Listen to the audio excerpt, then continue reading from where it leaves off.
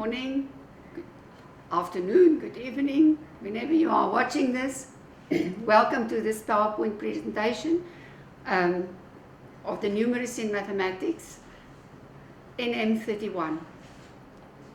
Welcome, and I want you to really pay attention to everything that I'm going to say in this presentation. All of what I'm saying will be hints for the exam and for your assignments. And it's important that you really work through this, not just watch it and don't pay attention. Work through it and take all the advice that I give you and work through all the examples that I told you. First of all, let's look at the assignment instructions. You are future teachers. Some of you already are teaching. You expect from your learners to follow your instructions. So I expect from you to follow the instructions. So if you do not follow the instructions, you will be penalized. And then afterwards, you can't be cross, or you can't think it's not fair. It is fair. You have to follow the instructions. And one main instruction is start each question on a new page and write only one side of the paper. If you don't do that, it means you didn't follow the instructions. So read the instructions, go through them, take them at heart and follow them. That's number 4. Do not first write in pencil and then later go over it with pen, or erase everything on the page in pencil, and it's not going to be accepted in future. Don't do that. You write in pen from the start. No erasing, no pencil rough work or anything like that. And all your working must be shown. That's an instruction in all the question papers, and that's the instruction most of the students don't follow. So remember, future teachers follow each and every instruction to the finest detail. For the examinations also, no pencil. Don't first write in pencil. Straight away write in pen. If there's a mistake, you can always just draw a line through it and do it next to it. It will never be penalized when you scratch something out and do it next to it again. But the pencil writing will be penalized seriously. And show all your calculations. Don't just give an answer. If the question counts 3 marks, you must know that 2 marks are for your method, and you must show at least 2 steps. That's why it counts 3 marks. 1 mark goes for the answer. So you can't expect 3 marks for a correct answer if there's no working. You must really adhere to this. The topics which is covered in the exam, April, August and November, and in the assignment, will be everything. There's no picking out. There's 8 units, and there's about 12-13 marks of each and every unit. So each and every unit will be covered. There will be questions on everything. Don't think you skip this and skip that. It's asked. Everything will be in the question papers as well as in the assignment. Now, before we start at Unit 1, there's some basic knowledge that when you do mathematics, you need to know it. It's not like a part of your syllabus, but that is pre-knowledge, and that's knowledge, that's basic foundation of mathematics that you need to know. First of all, the number systems. You need to know all the different number systems, what their names are. It can be asked both ways. I can ask identify the natural numbers in the list given, Or I can give the list or numbers and then ask you what the name of the system is. You need to know these natural counting, whole numbers, integers. Some of them have like integers, whole numbers. And remember, you've got positive integers, negative integers, and 0 is neutral. 0 doesn't belong to the positive or the negative integers. Even, odd, square numbers, cube numbers, prime numbers, you need to know what they are, and multiples and factors. That's really the main basic foundation and knowledge that you really need to know, and not think of it, you have to know it by heart. And some terms also, you need to know this by heart, the signs, what sum, what difference, product, quotient, what smaller than, smaller equal. You need to know all these signs also, and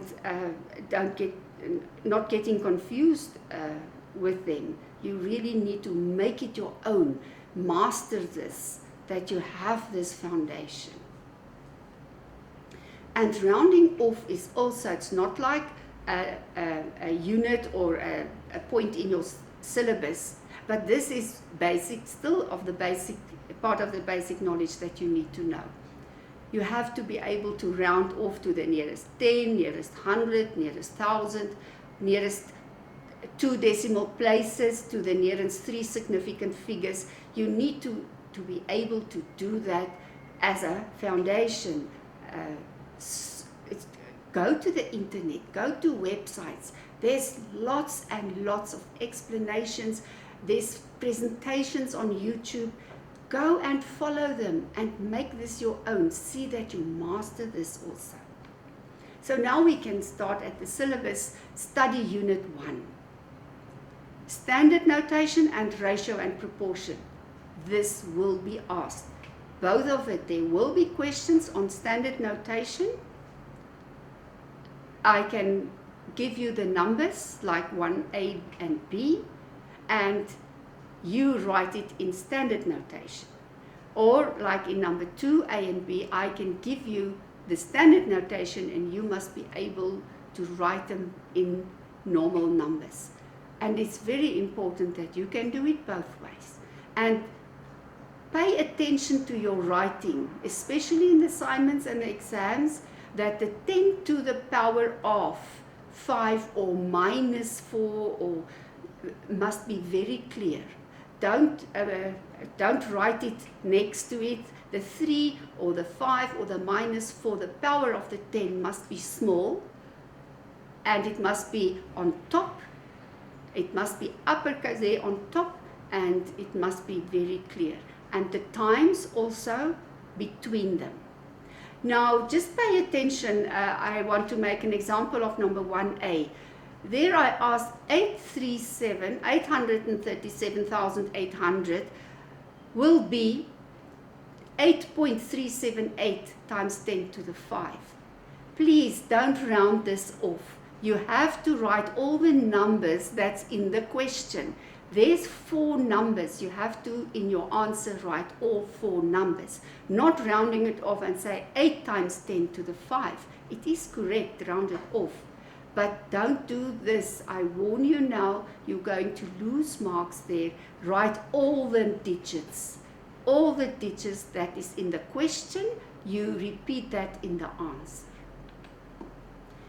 Ratio. Now there's rules of ratio that applies to all kinds of ratio. Ratio never has units, so there's no kilometer or meter or liter or milliliter in ratio. Ratio have no fractions, no mixed numbers like 2.5 and 3.25, and no decimals. So whenever there's decimals or there's units, you first have to simplify it so that the units are gone. First, you have to make the units the same, like in number C, 2.1 meter, 269 centimeters. You either have to work in meter, or centimeters, and since there should be no decimals, you go for the centimeters. So you've got 210 centimeter to 69 centimeter. Units are the same. Then you leave out the units. Now it's a ratio written like that with a colon in between. Then you simplify it. Whatever can divide into 210 and 69, that you do that, and you simplify it until nothing can divide into any of these numbers anymore. Whole numbers must be whole numbers, no fractions, no units, and that's your final answer. Now, ratio is one of those questions that you really need to very carefully read the question, because there's many different questions that can be asked for the same thing. Like number 1, blue, black and yellow discs on the ratio 2 to 3 to 5. Remember the order: blue, black, yellow. Blue 2, black 3, yellow 5. There's 60 discs. I can ask you how many blue discs, how many black discs, how many yellow discs. I can ask you what fraction is, which fraction is the blue disc, which fraction is the black discs, which fraction is the yellow disc. So you have to pay attention to the question and answer only what is asked. Don't just answer everything and think that will be okay and the examiner can choose what to mark. No, it doesn't work like that. You will be penalized for that. Now you have number 2, where the total is not given like in number 1, but there's 12 boys. Ratio of boys and girls, 3 to 5, 12 boys. How many learners in the class? So you have 12 boys, which represent the 3 parts. So 3 parts are the boys. So 8 parts, the 3 plus 5, that's the 8 parts, that's the whole class. So you've got the 3 parts, so you have to divide the 12 by 3 to get 4, which is 1 part, and you times with 8 to get the whole class. So very important to read what is given first and to read what is asked. Then we get to direct and indirect proportion. Decide whether it is direct and indirect. Now, direct proportion, when the one quantity gets bigger, the other one gets bigger too. I buy books, 1 book costs this, 2 books cost 2 times this, 3 books cost 3 times this, etc. The one more books I buy, the more I have to pay. Indirect proportion is just the other way around. As the one quantity gets bigger, the other one gets smaller. Like speed and time. If I drive faster, I will take a shorter time to reach my destination. If I drive slower, I will take a longer time to reach my destination. You first have to decide when you read the question, is this direct or indirect proportion? By talking to yourself like this, does both quantities get bigger, or does the one get bigger and the other one smaller? So direct proportion, there's many different ways that you can reason this. One of the ways is when you draw up a table with the 2 quantities and fill in all the given values, like 6 grams of sugar, 60 grams of sugar, and 150 grams of flour. So you've got the headings: sugar, flour, 60, 150. And for 100 grams of sugar, so under the sugar column you put the 100, and the X, the unknown, you put under the flour because you want to work out the flour. Then you can just cross multiply as it stands there. 60 times X and 100 times 150, and divide by 60 and get the final answer. And don't say X is 250, answer the question. How much flour do I need? I need 250 grams of flour. With indirect proportion, you can also use the table, but here you don't cross multiply. You multiply in one line. 24 times x. 24 and the x is in the same line, in the same row, and that is equal to the 6 times 32.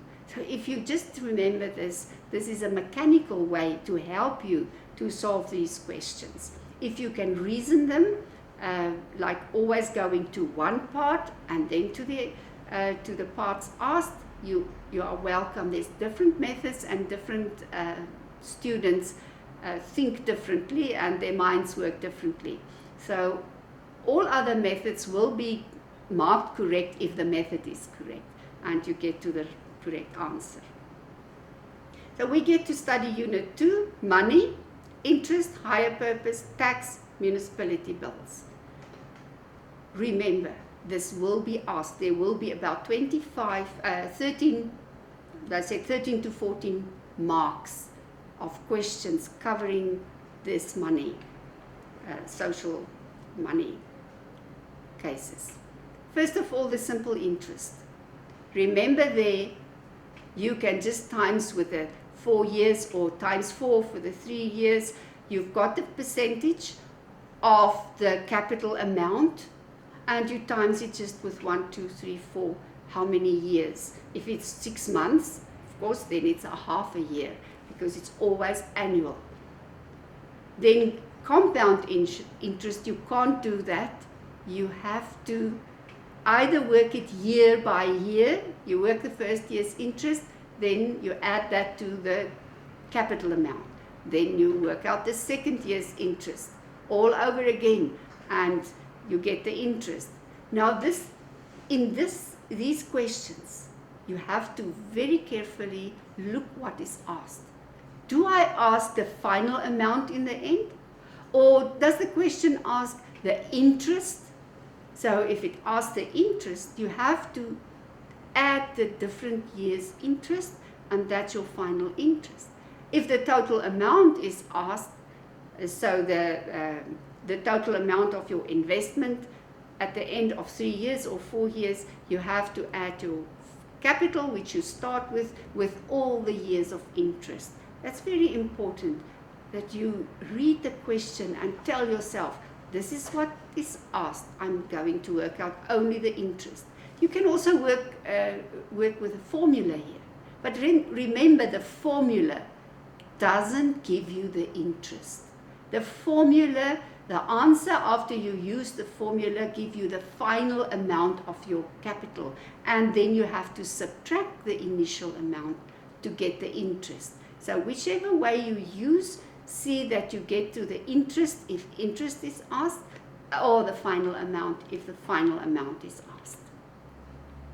Municipality bills are really something that it's so important that everybody, each and every person, know how it works, so that you can also check on your bills and see if there's a mistake. There can be mistakes. We know of many people, and you must also know of many people where there's mistakes, and all of a sudden there's a lot of units used, or the reading was wrong, or something. So remember, the current reading minus the previous reading, that's your consumption, that's your usage, and that is what you pay for each month. So you multiply the cost per unit times your usage, which you get from the previous reading, the current reading minus the previous reading. The total of all services will be the total amount payable. You don't have only one thing, not only just electricity or only water. Usually it's for sewage, and it's water and electricity, and all the services that the municipality offer. So see that you read those bills, get examples of them. You can also get examples on the internet, even of Windhoek's municipality bills, to look at them, see how they look, see what is where and what is in the different columns, and how to work them out. It's important that you know this. Hire purchase, that is also something that all of us need to know. First you calculate the deposit, and then you subtract that deposit. because you don't pay the deposit again in your monthly installments. So first calculate the deposit, subtract it. What is left?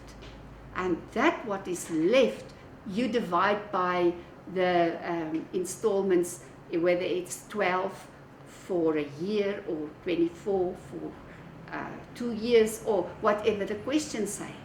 In this question it says a cash price of a car is 250,000, deposit 15%, followed by 10 monthly installments. So you first work out the deposit, which is 37,500, then subtract it, what's left, the 212,500, which you then divide by 10 to get your monthly installment.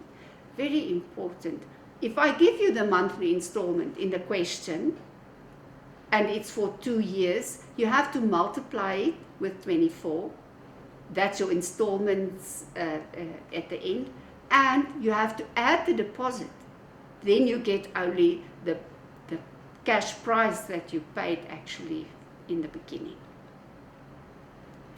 Income tax, also very important. It will be asked. I don't say it will be asked in each and every question paper, but there's income tax, there's hire purchase, there's compound interest, there's simple interest. I must ask at least 2 of the 4, and you never know which 2 I'm going to ask, but it will be there. Or I can even ask 3, like 5 marks for the one, 5 marks for the other one, 3 marks for the other one, but mostly I ask 2 questions about this study unit, about the money stuff. See how those tables work. Really very important.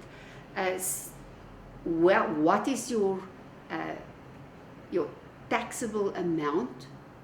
Taxable amount is after you subtracted all the non-taxable, the tax-free allowances. Like in this one, there's tax-free allowance for, it can be medical, it can be pension, it can be housing allowance. There's different tax-free allowances that can be subtracted. So you deduct this, you subtract, or first add all the tax-free allowances and then subtract it from your total, your income. That is then your taxable amount. And that amount you look up in the table and see how exactly to work out the tax that you have to pay. And this can count up to like 5 marks for a question like this. Study Unit 3, volume, surface area, and cubes, cuboids and cylinders. Now here we talk about basic knowledge. It's not in the study guide, all of it. Make yourself a summary. You need to know all the areas of the figures. Area of a square, a rectangle, a rhombus, a parallelogram, a cylinder, a circle, a triangle, all kinds, all the shapes in geometry. You need to know the formulas for the area. Also, again, go to the internet, get a summary, learn it, write it down, paste it up on your wall, and learn them, memorize them. If you don't know all those formulas, you cannot even answer one question, because if the formula is wrong, all of the rest will be wrong. So please make sure that you know all the formulas, because you need to know that for volume, you need to know the base area. What's the base? It's either a square or a rectangle or a cube, a cylinder or a triangle, or even a rhombus or a kite. It can be any of those shapes made into a prism, and you need to know all those formulas. And when we get to the total surface area, again you have to know all the formulas. And the total surface area, there's a basic formula I gave you, perimeter times height plus 2 times base area. Now the perimeter times height that gives you what I always call the 4 walls, or the 3 walls, or the curved surface area in the case of a cylinder. And what is the 2 base area? 2 base area, that means it's the floor and the roof. If you think of a classroom as a prism, the 4 walls, that's perimeter times height, plus the floor plus the roof. Now the floor is exactly the base area. If the base is square, that's the area of a square times 2. Now sometimes you've got an open lid, like a box with no lid. Then you only have 1 base area. So you must carefully read the question and see, is there a roof and a floor? Is the lid closed? Or is it a reservoir that is covered on top? Or is it an open reservoir, to work out the volume or the surface area? Not the volume, but the surface area. You need to know if the lid is closed or not. There's the total surface area of a cylinder, which is circumference times height, in this case perimeter times height. Circumference is the perimeter of a circle, plus the 2 base area. And see that you don't get mixed up with the formulas. Area of a circle has got the square in, pi radius square. And the circumference of a circle, just 2 pi radius, or pi times diameter. See that you make the formulas your own and memorize them and know them.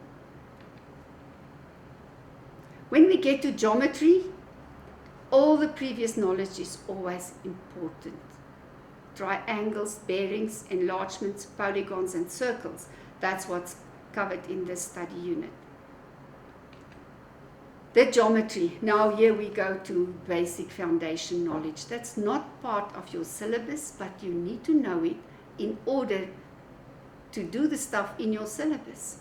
You need to know everything about geometry from scratch, from the point, a line, and all the other intersecting lines, parallel lines, all the different angles, all the different triangles, all the triangle theorems, all the different kinds of quadrilaterals, and there's a lot, all their properties, opposite sides are parallel, equal, etc., and angles and diagonals intersect or bisect each other, and a lot, and you need to know them. So go to your previous study guide or go on the internet and see that you know all the theorems of triangles, of all quadrilaterals, because you need to know that in order to apply it to the questions that can be asked for the new work that's following in the study guide.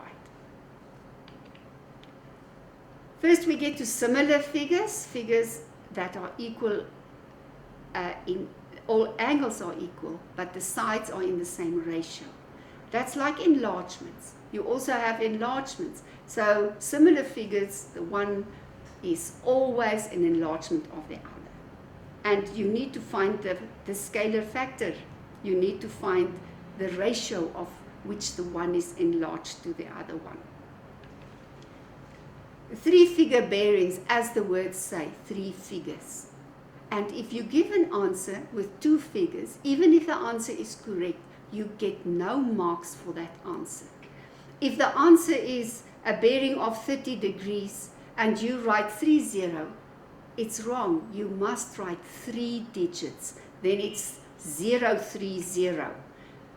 Up to 99 degrees, you must put a 0 in front. After 100 degrees or from 100 degrees, of course, there's already 3 digits. So you don't have to worry about that. But less than 100, you must put the 0. 099, it must have that 0 in front, 3 figures. And see that you can do the pairing of A from B. You always stand at the from B. There you stand. You stand how? You stand exactly on the point. Face north, face up. And then you start turning to the right. And that forms your bearing. So wherever it asks, bearing of C from D, I stand at D, face north, start turning and turn to the right until I face straight the C. So that is the bearing I turn through. Very important that you see where to stand, how to turn. And then we always have parallel lines here. And what are the properties of parallel lines? You need to know co-interior angles add up to 180, alternate angles are equal, corresponding angles are equal, because you're going to apply it, otherwise you can't do the bearing problems. So that's also basic knowledge that you really need to master before the time. And then we get to the enlargements. So we have a scale factor, a 2 or a 3 or a 4, which exactly says how many times this enlargement is. So if the scale factor is 2, it means each and every side is 2 times bigger. And usually the questions are asked on a grid, so you have nice blocks to count. If one side is 1 block, the enlarged side will be 2 blocks if it's a scale factor of 2. And then where do I start? At the center. Always at the center, through the point, through the one corner, 2 times that distance to the final destination. If you look at the example, you can see the original has got half a block at the base, and the enlarged figure has got 1 block. Up it is also this, let's take that right hand side, 2 blocks is the enlargement, 1 block is the original, although it is from half a block to half a block, but in total it's still 1 block. So make sure that you know where the center is. From the center through each and every corner you draw your line, and 2 times or 3 times whatever the scale factor is to get your final destination, and mark it very clearly so that you can see where's the center, where's the final image. The object is where you start, the image is where you land, where you end in the end. Now polygons, also a lot of new things. Please memorize it, the names. You need to know the names of the polygons. Of course, triangle, quadrilateral, you know, pentagon, hexagon, all those up to 10 sides, which is a decagon. You need to know the names. Then you need to know how to work out an exterior angle and how to work out an interior angle. Really very important. There's formulas, there's different ways to get them. The exterior angle is the easiest. It's just 360 divided by the number of sides. So for a hexagon, it's 360 divided by 6. And for an octagon, it's 360 divided by 8. But you must know it and decide, where do I start? Am I going to work out first the exterior angle? Then just subtract it from 180 degrees, because that will give you the interior angle. A very short and easy way. If you want to follow, you want to divide each and every polygon into triangles, there's always 2 less triangles. That's where the n minus 2. If a hexagon has got 6 sides, 6 minus 2, there's 4 triangles inside. So 4 times 180. And that's important, that decide, I'm going to use this formula to work out one interior angle or the sum of all interiors. Remember, 180 times n minus 2 gives you the sum of all interior angles. But you have to divide by the number of sides to get one interior angle. And then you can subtract it from 180 to get the exterior angle. So there's different ways how you can tackle this question, but decide what you want to do, how you're going to do it, and when you get a question, follow the method that you have learned. First, work out the exterior angle, 360 divided by n, n stands for the number of sides. Then subtract it from 180 to get one interior angle. Then multiply it by 6 if you want the sum of all interior angles of a hexagon. Make sure that you make it your own. Master this, your way of thinking, that you think in the correct order. And know, when I get this question, whatever I have to work out, exterior angle, interior angle, sum of all the interior angles, sum of all the exterior angles, that you don't have to work out. It's 360. Know it and know this is the way I'm going to tackle this, and step 1 I'm going to do this, and then, and then, and then. And know what they stand for, what the M stands for, what it means, and make it really master this topic, because this will always be asked, not only sometimes. I will always ask questions on polygons. Different questions, but I will always ask polygons, definitely. And just like angles in a circle, it will always be in the question papers and always be in the assignments. Questions like this will always be there. And what do you need to know? You have to apply all your previous knowledge as well as your new knowledge. And the circle properties, that's the new knowledge which you really have to know. Like triangles. What's the sum of the 3 angles of a triangle? The exterior angle is equal to the sum of the opposite interior angles. The 4 angles of a quadrilateral add up to 360. All those basic knowledge, you need to know it. And you need to know angles on a straight line adds up to 180. Your new work is the circle theorems, angle in a semicircle. Remember, semicircle, there must be a line through the center of the circle. Like in the example we have there, AC or AOC. O is the center, AC is the diameter. You must have a diameter, and on that diameter, any angle at the circumference will be 90 degrees. ABC, angle ABC will be 90 degrees. Angle ADC will also be 90 degrees. So you need to know that. Then you also need to know that angles on the same circle segment are equal. There's not an example in this specific question. Another thing, you need to know that you always have an isosceles triangle. If I have a line or a radius from the center to the circumference, like OA. OA is a radius. OD. OD is a radius. So you have in OAD, in triangle OAD, you have an isosceles triangle, which means the base angles are equal. So opposite equal angles are equal, opposite equal angles are equal sides, or opposite equal sides are equal angles.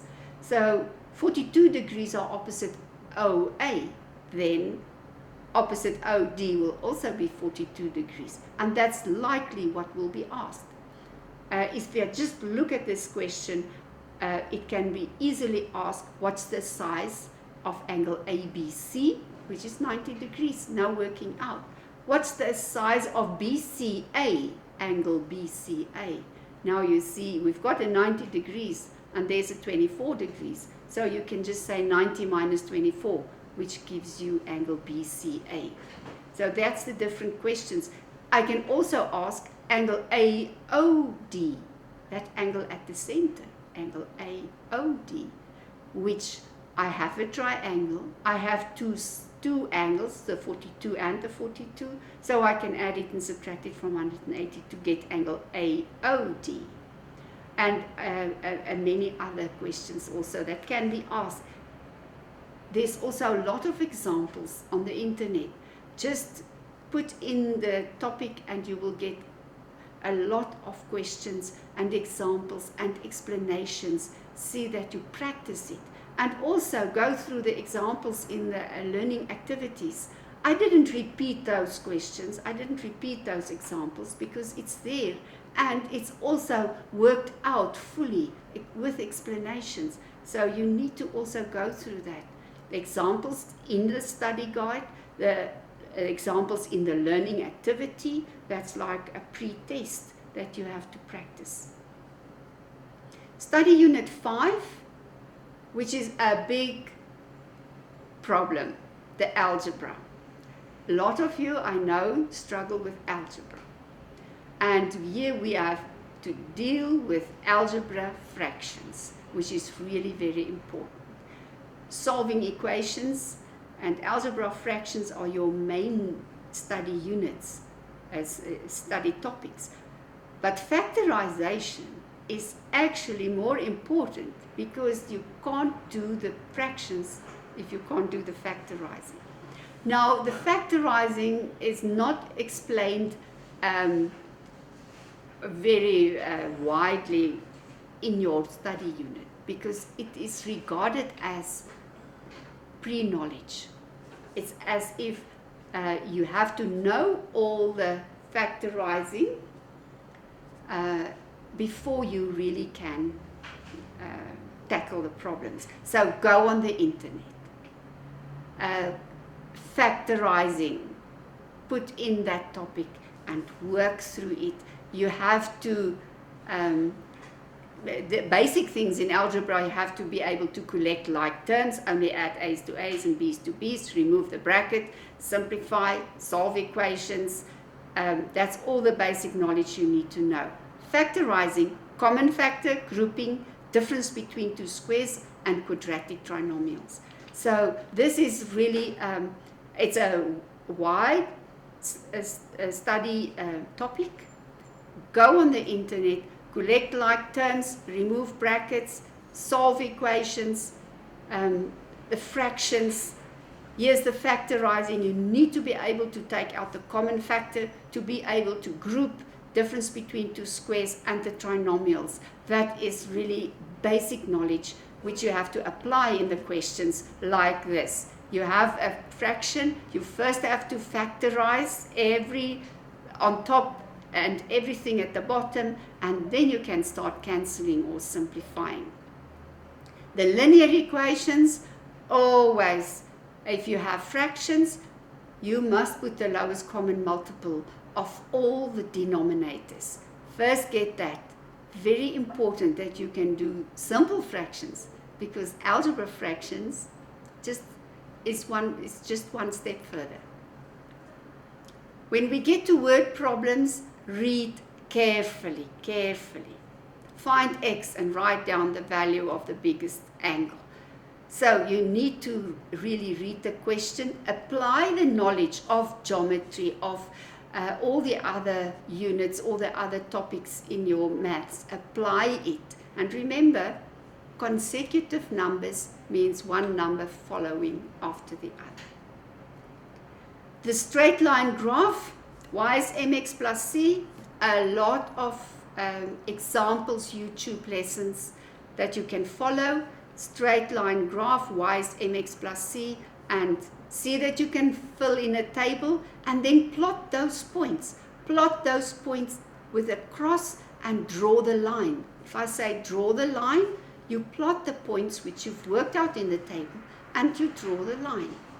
This will also always be asked. I will always ask the straight line graph, whether I give the graph and ask questions on it, or whether I give an example and I then in the end ask you to draw. So the straight line graph, there's all the information you need, the gradient, the y-intercept, and please master this. And go and do it. It doesn't help that you don't do it. Statistics and probability, learn what is mode, how do I work it out, what's the median, what's the mean. And probability, very important. The answer must be given in a fraction, in simplest form. A fraction in simplest form. You must adhere to that. If you give the 8 on 24, which can be simplified to 1/3, you will not get any marks for that.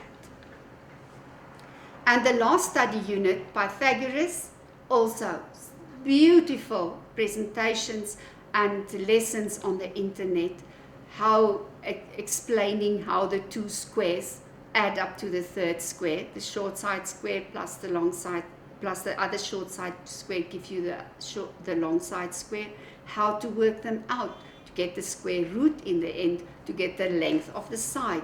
Use Pythagoras. If I give you two sides and the triangle has got a 90 degrees, you need to be able to do the third side by using Pythagoras.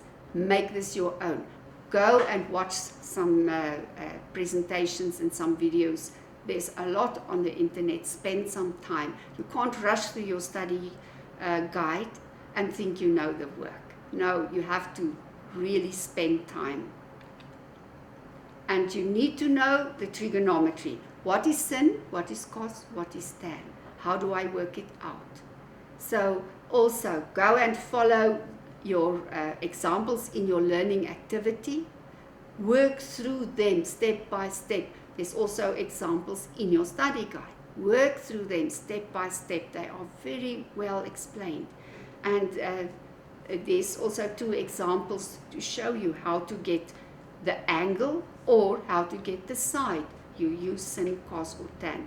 Remember, you must have a 90-degree triangle, a right angle triangle, to apply either Pythagoras or sin, cos and tan. And then lastly,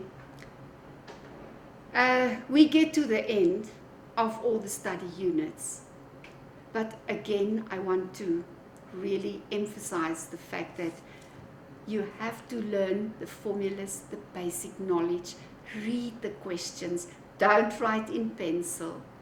Start your assignments, each question. There's only 4 questions of 25 marks each, the assignment as well as the exams. Start each and every question of the 4 questions on a new page. Don't write on both pages, and write neatly. You need to make your numbers and everything neat so that there's no discrepancy. Is it now a 5 or a 3 or is it a 1? Write neatly, do your equations neatly, your steps, show all the steps, and may God bless you in your future career.